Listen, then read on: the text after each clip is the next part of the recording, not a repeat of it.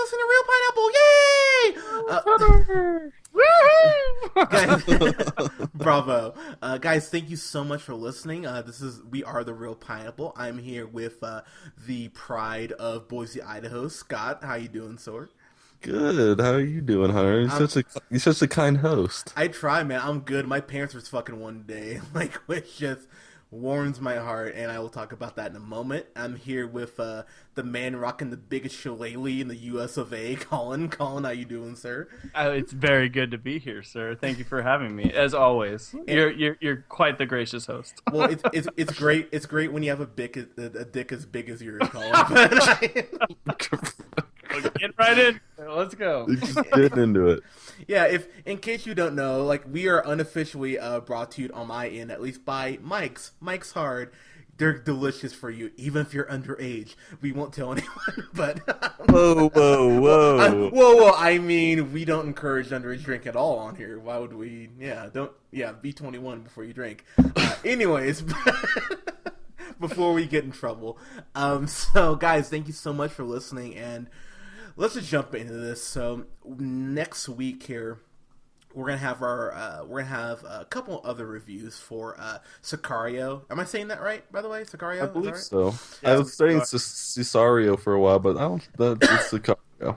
Yeah, I think that's a. Oh, Cesario. Yeah, I think that's an old '80s song by Okay. Phil Collins, maybe. Sorry. Okay, I hope he sings it just like that. By the way, It does. But we're gonna have a review next week for Sicario and Straight Outta Compton. But for now, we are gonna review Jem and the Holograms, which I will say I watched a few episodes when I was a kid. I had to rewatch the intro because I didn't remember the intro at all. But I'm gonna tell you right now. Spoiler alert, this is a go fuck yourself. I hate this movie. like so goddamn much. Scott didn't see it. Me and Colin did here, but I'm still angry at you that you made me watch this. Because let me just say, in the history of my entire life, nothing has ever shown that I would ever be interested, nor would I ever pay money to watch something that was of the genre or plot that this was already telling me it was. But Hunter was like, hey, you know what we should review? This terrible movie that everyone says is on their worst list of the year. And I'm like, that sounds like a bad idea. We should not watch that. And you're like, nope, we have to have it. We have to watch it. And we have to review it. And I said, oh, damn it. All right. This is my life. This is me being a real pineapple reviewer. I have to watch Jem and the fucking piece of shit. And god damn it, it was worse than I could possibly imagine. Okay, hey, everything can't be Creed. Sometimes we gotta sit through some bullshit, okay? That's the truth. We gotta have a bottom to fill out the top. Yeah, man. Like, I've never had a bigger spectrum of where I understand a good and bad movie is. Wow, this year has been crazy for that. Ugh, wow. Yeah. So this is just a whole new low. I met this awesome girl, Melissa was on too, and she was kind of talking to me about movies and stuff, and I kind of put it perfectly. I was like, for every spotlight, there's a pan, and I was just like, it's like not everything we see is good or even okay. Some stuff is just throw your hands up, so I listened to our review of Sex Tape the other day, where me and Scott just talked about how much we hated it, and I was like, man, this takes me back to that, because watching this movie, I mean, god damn it, man, this movie was so... Can I say I almost thought you meant Sex Drive? No. And I was like, I love Sex Drive. Sex Drive is amazing. No, yeah. with Clark Duke. Yeah. No, and I was like, oh, okay, no, he said Sex Tape. Never mind. He's completely valid. This is correct. I would watch Sex Tape before I ever watched this again, and I hate it. Colin, did you end up watching Sex Tape? I have only watched certain scenes that I can find on YouTube of Sex Tape. I have not watched it start to finish yet. Okay.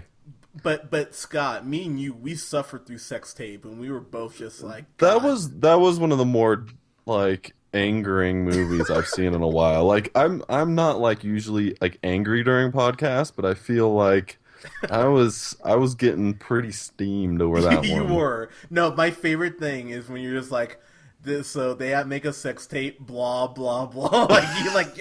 You put it perfectly. And I was hearing Scott. I was hearing your voice the whole time. I was like watching this movie. Just like whenever they sang, it was just like blah blah blah. Like it is.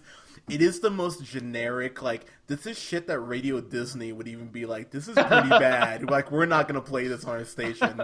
Like, and we play Selena Gomez and Demi Lovato. Like, what does that tell you? Like, but... Is this movie trying to be like, hey, like, remember Selena Gomez? Like, you could be like her.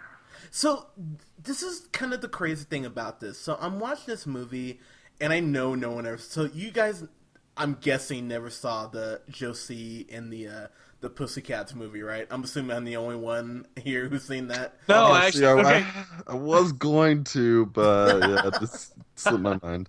So I haven't seen that movie, but I actually know what that cartoon is. So that's a big point we should bring up in this movie, right? Like, Jem and the Holograms was apparently a Hasbro produced cartoon show that influenced a big toy line, because that's how Hasbro made money back in the 80s. Yep. They just made some bullshit up, acted like it's a comic, and then they're like, hey, here's all your figurines that you're going to buy for $6 a piece. Why not? Because fuck you.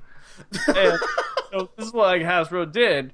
This cartoon show, I don't think this isn't like highly regarded. It doesn't have a huge fan base, right?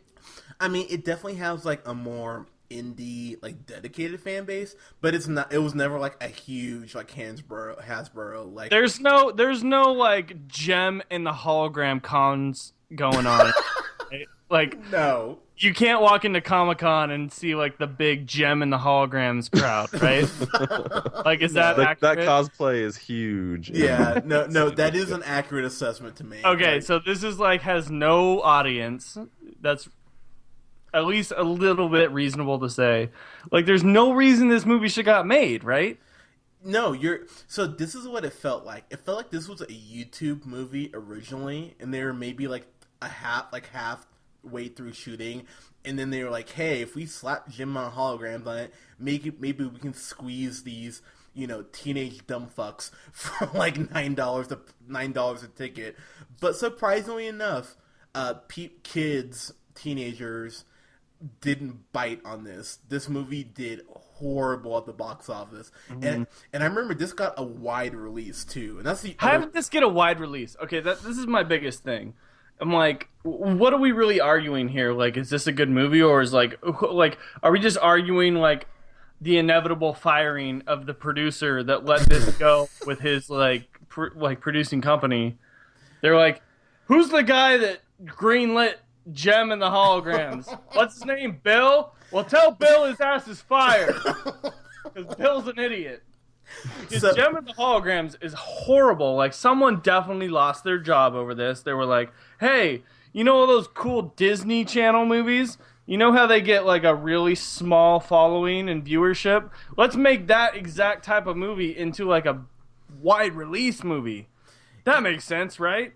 No. So what happens in this movie? What's the plot? What is how does this? Because from what I saw from the trailer, it's basically the girl. The main character gets famous on YouTube or something and turns into some sort of band that dresses weird and like really hits it out of the park with tweens.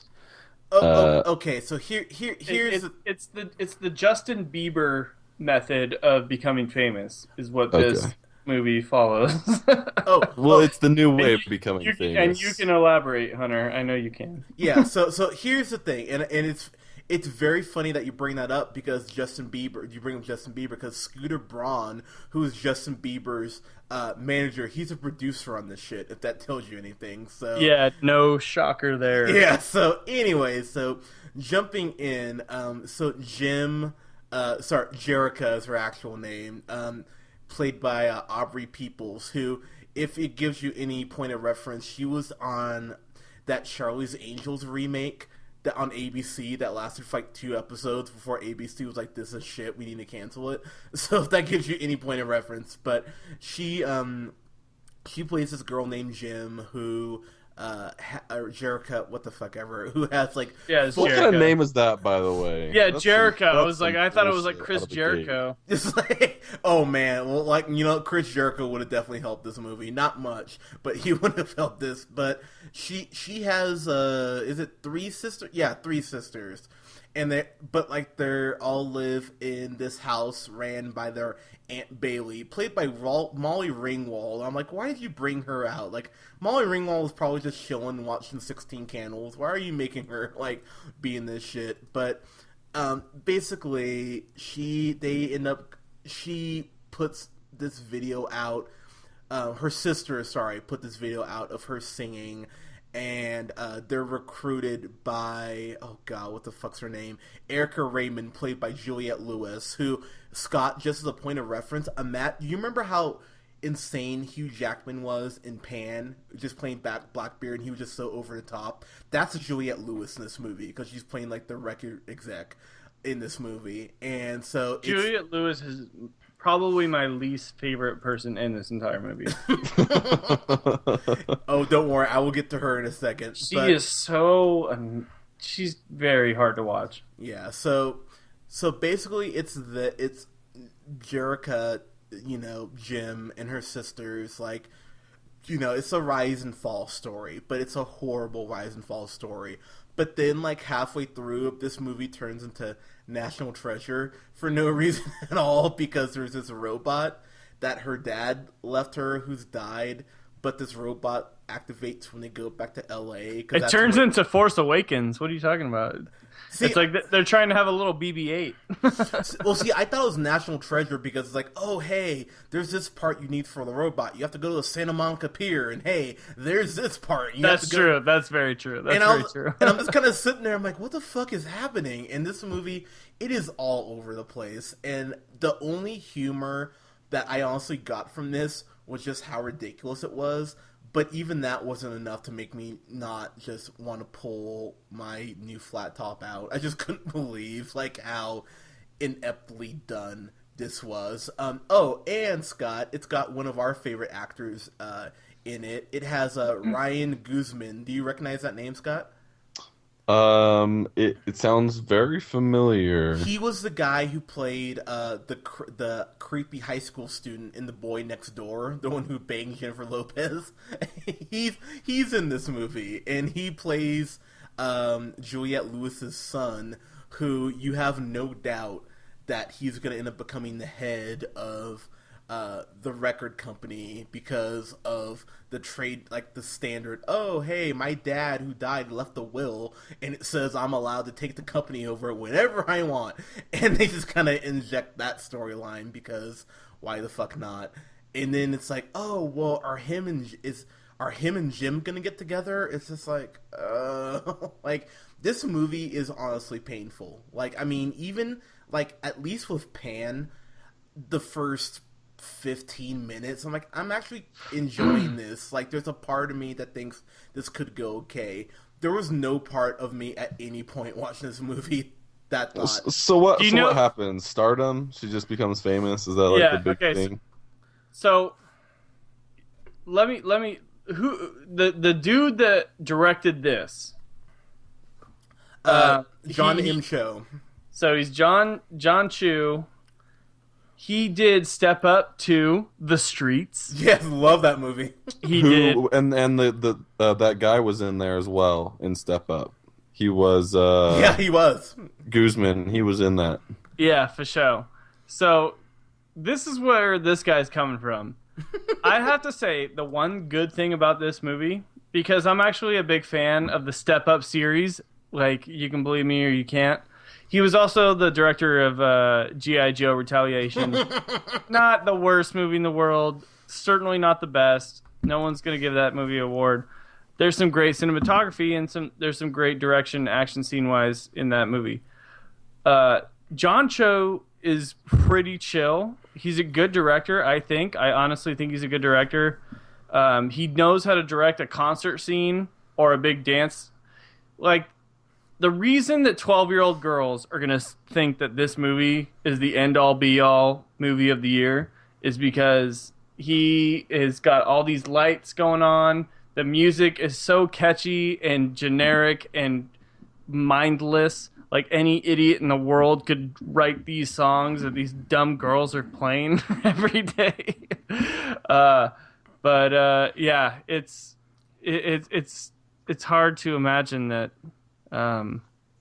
people like this. But I guarantee you, John Chu got some young girls to really get on board. So when I'm mission accomplished. So what I'm hearing from you is that you're saying that John Chu likes young girls, is what I'm hearing. Yeah, I think this is like where his real like mentality in life was leading him. Wow. Wow. It's like, when can I get a hold of the Jem and the Holograms franchise? Yeah. Hey, listen. Like, I'm getting some young talent with the Step Up franchise. But give me that Jem and the Holograms, and I'm going to show you what this dude's all about. Like some people, somebody's got to direct Saving Private Ryan, and someone's got to direct Jem and the Holograms. Like some and people John aspire, and that's him, and he's got it. He's got that Jem and the Hologram money. You know. Colin, go ahead. What were you saying, man? Sorry. I was just gonna say this dude, he knows what 16-year girls like. well, like apparently he doesn't, because I was sitting there watching this. I'm like, yeah, these songs are generic, and I don't even know like if even because people didn't go see this. That's the thing. So apparently he doesn't know what 16-year-old girls like. Yeah, but this movie's gonna make tons of money, like in the DVD, Blu-ray, and download rental scene. I guarantee you. Well, I'll tell you right now. So it's gonna be like Spy Kids 3. So I'll tell you right now, the budget on this was $5 million. It made $2 million. Its whole run. That's bad. Like, how the fuck do you? Their budget was $5 million. $5 million. They're gonna make so much more than that. Are you kidding me? Like it's made $2 million gross so far. Yeah, like, but $5 million is so cheap though. Like that is very cheap. Imagine how much money like all these big blockbuster ones make just because they, are wide released and everybody sees them all over the country. Like this, they're gonna make Blu-rays and like little girls are gonna buy them all over the country and then they're just gonna make their money back. So I'm still not getting the plot. Why is there a robot? What's the robot here? So Scott, okay, this is the thing. What? So this robot is a MacGuffin. This robot is literally only created by the dad, which, by the way, at no point do Jim or anyone else go, hey, this robot can do all this shit. Why wouldn't we just take this somewhere and have it reverse engineered so we can save our house? Like, that was something that was raining through my head the whole time. I'm like, this robot can do way too much. They were like way too comfortable with all of the impossible things the robot was doing for them. Like, the robot would just be like, hey, I'm going to project this in perfect hologram of your dad. And you're like, oh man, no one's even come close to that shit. This is like billions of dollars worth of technology. What are we doing? Like, stop listening to your dad. Let's go cash this shit in. What are we doing? Yeah. So all the robot does is project like completely understand English language and so it's like a sidekick. It's total it's AI. I mean, the little thing knows what you're talking about. It knows how to answer it. It's completely artificial intelligence. I couldn't believe that like this was not a bigger deal. So this is just a side plot almost. Is this little sidekick? Little sidekick to the pet fandom. It's like their cute little girl pet. It's like a Shih Tzu. It's like Parasite and a Shih Tzu that's really smart. No, honestly, man, like I was looking the whole movie for like a Stark Industries logo, like on the robot, because it is some shit that you see and you're like, wow, this is like way too advanced to not be freaking out over. And yet these girls are kind of just like, oh hey, it has like bright colors. I'm just like, oh my god, seriously. And Scott, I'm gonna tell you right now, when you get to the end of the movie and the robot is like complete and like its purpose is revealed, I was just like, oh fuck you, movie. Like the amount of stuff they go through to get all the pieces for this robot and for what the robot actually, the end game for this robot is, you're just like, oh man, like really, you went all over LA just for this simple little thing that could have been just written on like a note or like a video. It's just, so I will give the movie one thing, and I know Colin's probably gonna crucify me for this, but that's okay. Probably. Yeah. The last song that they do, I thought the song was I thought the performance was at least shot well. That was like the one. No, I agree with that. Like that's the one thing out of like. That's the good thing about John Chu, I think, right? Yeah, he knows how to direct a concert. Yeah, so I mean, a music video. Yeah, and like the last 5 minutes is just a glorified concert film. But Scott, the problem with this is it's almost 2 hours too. And you're just like, there's no goddamn reason. Yeah, that's 100% the main problem. Like, this is 2 hours. If it was an hour and 20 minutes, I would still be looking at my watch at an hour. I'd be like, oh man, we got 20 more minutes. Good God. And that would be after an hour. But Scott, man, this movie, it drags, man. I mean, it drags in a way that I really was just like pausing and seeing. It seemed I was. Go ahead. It seemed like I was watching through the trailer as like some real forks in the road. The band fights. The band totally fights. That's totally fights, and totally fights. Probably get back together, and then like so. But they break up. You have to imagine. Like they're totally broken up for like a night. So what would you say is the climax of this movie? What scene is the climax of this movie? Let me tell you the climax of this movie. The climax of this stupid piece of shit, motherfucking horrible movie is that the girl just goes up to her audience right before she's going to do her big last concert. And you know what she says?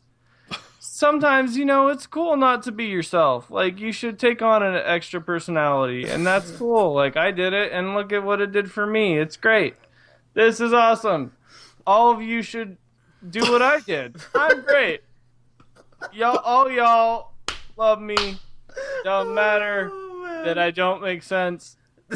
Fuck all y'all. Here's my last song. And then it goes as the end. So I will give the movie the last like song I thought was like shot well. And then there's this scene, and I called it too. So the first venue they play, like their electricity goes off because why the fuck not? And they tell the audience like, hey, we need you guys to give us a beat, and white people can't clap that well, so that was already like hard to believe. But anyway, but like they tell the audience like, hey, give us a beat, and like the audience immediately is like in tune, which I was kind of like, all right, sure. But that scene, at least, I'm like, okay. I'm like, that's all right. But, Scott, there's this scene where they get this piece for the robot at the Santa Monica Pier, right? And all the girls are singing with, like, the dude from The Boy Next Door. And they cannot sing at all. And I was like, oh my god, this is horrible. And I'm just like, there's no part of me that thinks that you guys deserve to be a band. Like, Wait, go ahead. So, the theme of this movie is that they're going around and collecting parts to this robot? Is that the main story, or is that just like another little like side plot? Like the main story is that Jem was originally this nobody in high school right. with her 3 friends, And then she got discovered on YouTube because her friend like filmed her when she was singing the most beautiful little acoustic song with her guitar. Oh my god, everybody would fucking just love that shit. She She's puts the it only one that online. usually does that, right? She's the only one on YouTube that usually does that stuff. Yeah, Sorry, go ahead. So she throws, yeah, exactly. No one does acoustic guitar. Like, so she throws her shit on Facebook and then she becomes famous, right? Like overly over the top famous. Like she hits like 1 million views maybe, and then like someone signs her, and at the end they're trying to change her, and she was like, "I was already different when I was different. Don't change me too much. Oh my god, I don't want to. I'm just losing my roots." And they're like, "Never lose your roots. You know why? Because it doesn't matter who's Jem and who's Jerica, even though it's a dumb fucking name. You're the real You're Jem. the real Jem, Jerica. You can tell everybody to suck it. They can suck your nuts." But like, Then she's I like, like that "Hey, plot. everybody, suck my nuts." so there's this point where Jim, like Juliette Lewis's character Erica, is like, "Hey, here's a solo contract," and she's like, "I don't want to sign this. I'm with my sisters." And she's like, "Well, I own Jim. I own the name. Blah blah blah blah." The whole thing is, she's like, "You said it yourself. Anyone can be Jim." But there's pictures of her everywhere. It's like people would be like, "Wait, who is this new girl who's clearly not Jim?" So when she like throws that out as a threat, I'm like, why are you afraid of that? I'm kind of like, everyone's seen at least kind of what you look like. So like, if they replace you, you can just be like, "Oh yeah, this record label screwed me. Like, fuck them." So I mean, there's just all these inconsistencies all throughout the story where you're like, And on the original cartoon, the person like Jem was actually like a hologram like projected over her actual self. mm-hmm. And it was like a costume or like a disguise while she was performing. And if they actually went with that storyline, that would have made more sense because that's what the people in the original storyline did. They were like, "Hey, we can project this hologram over anybody. It doesn't have to be you. Like we can make." What? Yeah, I'm and they're sorry. like, No. and they didn't do any of that in the movie. And I'm like, you realize you like got rid of the most important part of like the studio feeling like they own Jem. You stupid bitches. No. Sorry to do that over it, but I was looking at one of the cast of this. She's the hairstylist, Samantha Newark. She is best known for her voiceover work on Jem and the Holograms, the cartoon. Oh, really? The hairstylist was a voice on the original cartoon. Wow, she probably this is like her magnum opus. That's so crazy. Oh, that's so sad. It's very sad. Oh, that's so sad. But she was probably so proud, Probably. which is even more sad. Yeah. No one should be proud in this movie. I'm just gonna say it right now. And you know what the saddest part about this, Scott, is that so this was distributed by Universal, right? Who did Jurassic World and the Fast and Furious movies. So fucking Dwayne Johnson, aka The Rock, pops up in this. He's like, "Oh man, I love And Chris Pratt. Yeah, and Chris Pratt. So like Dwayne Johnson's like, "Oh man, I love Jem the Hollograms." I'm like, "What? No. Why are you? No. Just don't do this." Like That made me more upset than anything else in the entire movie. But you know what? I'm going to tell you right now, this is probably how the conversation went. They're like, "Hey, Dwayne, we want you to be in this movie." "No, I don't want to do that." "Oh, hey, do you want to be in the next Fast and Furious movie? Did you see what we did to Paul Walker?" "Oh, okay." Well, then Whoa! What? Big accusation. What I say? So like, Headline tomorrow: Josh Hunter of Real Pineapple accuses Universal of killing Paul Walker. To be fair, he would have been a better Human Torch than Michael B. Jordan. But anyway, but I digress. And Chris Pratt, God bless him, man. Like he's really on this like upswing of his fame. So I'm like less mad at him. But I'm sure he was just like, "I just made you like over $1 billion being Jurassic World," and they're like, "Well, do you want to be in the second one?" He's like, "God damn it, fine. Like, I'll say I dated Jim for 6 months," or whatever his line is. Like, it's all just. I lost so much respect for Chris Pratt when I saw him in this. It's just. I really did. it really just made me sad, and like not even like angry at them because I feel like they're under contract and they just had to do this shit. But this movie, it's rough to get through, man. Like I told you, Scott, I would watch Sex Drive again. I would definitely watch Sex Drive, but Sex Drive is amazing. I would watch that right now. But I would watch Sex Tape before I ever watch this again. I mean, this movie was really hard to get through, and it really, and the music, oh my god, the music is so bad. Like every song is so generic, and it's like you could hear better stuff on YouTube. Like I'm on YouTube all the time. You would hear much better things on YouTube that like young women singing like over acoustic. So what's your rating? This is a go fuck yourself. Not even a thought. He gave a preview in the beginning. Like god damn, like I don't know if I hate this more than I hate Pan or Pixels. Like I really like. So you'll have to tune in next week to see where I place this on my top 10 worst of, but it's damn sure on the list. So yeah, this is a go fuck yourself. I couldn't believe how bad this was. Well, I'll just jump in real quick. I'm not gonna be long about this. I'm gonna agree with you. It's a go fuck yourself. This is 100% on my top 5 worst movies of the list. Definitely top 10. We'll see if it makes the top 5. You'll just have to tune in and find out at the next teaser. Teaser. Yeah. Didn't make it because it's real bad. All right. Yeah, this was absolutely horrendous. So guys, have you had the displeasure of hearing Jem the Hollograms?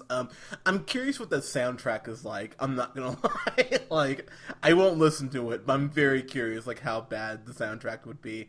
But guys, thank you so much for listening. Let us know what you thought in the comments below. You can follow me on the Twitter at JHunterRealPineapple. You can follow the sexy spud of Boise, Idaho, Scott on Twitter at Newman the First. And you can follow Colin on Twitter at Buster Good Boy. And like us here on SoundCloud, follow us here on SoundCloud at The Real Pineapple 775, and like us on Facebook at The Real Pineapple. Thank you so much, guys. We'll talk to you soon.